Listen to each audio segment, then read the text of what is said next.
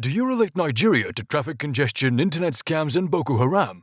Wrong. It is more than that. Let's take a look at the 12 most amazing things you didn't know about the country until now. Number 12. Nigeria is famous for butterflies. The world's biggest diversity of butterflies can be found in the area around Calabar, one of Nigeria's regional centers. There are now approximately 1,000 butterfly species recorded. New species continue to be found. Touring Cross River National Park, where over 300 species dwell, including the beautiful Papilio monachus, the unique blue Iolasiasis, and the newly found Tetractys okwango, is a fantastic way to observe them. Number 11. Capital of Nigeria. Abuja is a bustling metropolis in the country's heartland. The city was founded in the 1980s and has served as the country's capital since 1991, replacing Lagos. The National Mosque and the National Church, as well as Aso and Zuma Rocks, are all monuments in Abuja. Nigeria's massive Abuja City Gate is another well-known site. Number 10. Religion in Nigeria.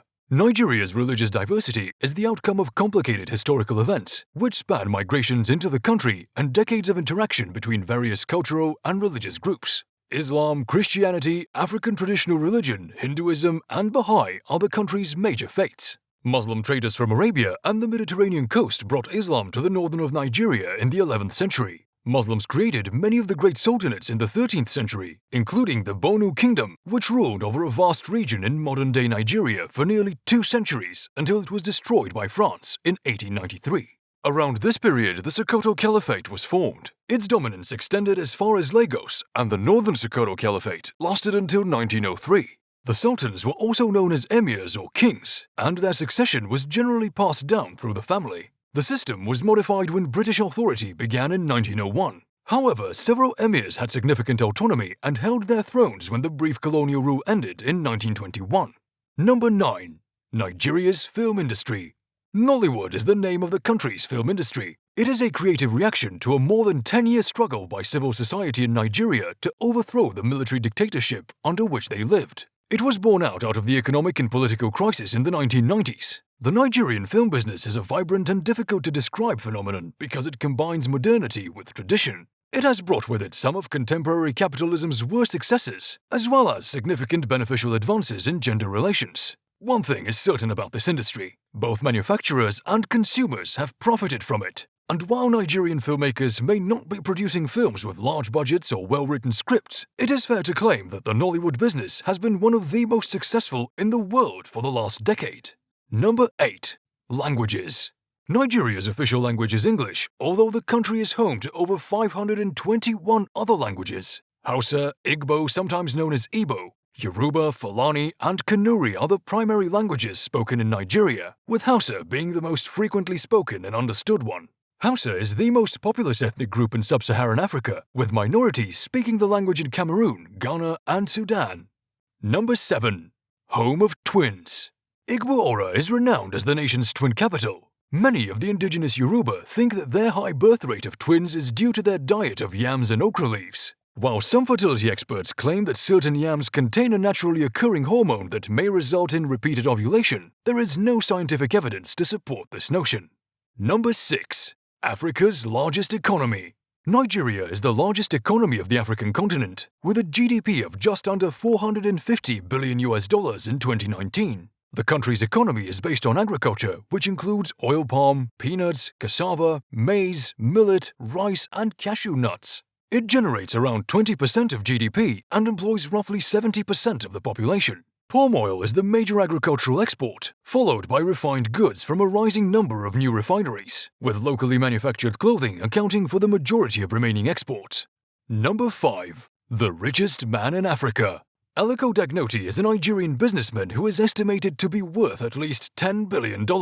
He was featured on Forbes' list of the world's top 100 wealthiest individuals. He owns salt, sugar, pasta, and flour mills in Nigeria, as well as other companies such as transportation, goods shipping, real estate, cement manufacture, solar power production, food processing, and oil exportation. Dangote founded the Dangote Group in 1977 at the age of 22 with only $500 from his father. He began with a second-hand vehicle and a warehouse.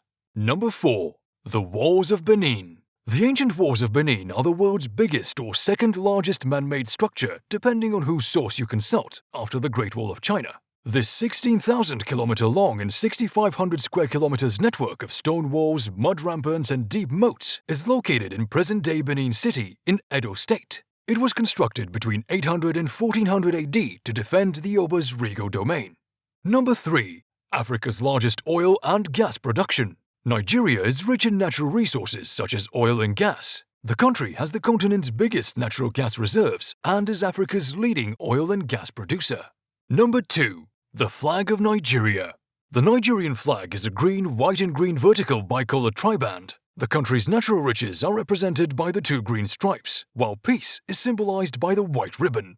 Michael Taiwo Kinomi designed it in 1959, and it was formally accepted on October 1, 1960. Number 1. The first African Nobel laureate was Chinua Achebe.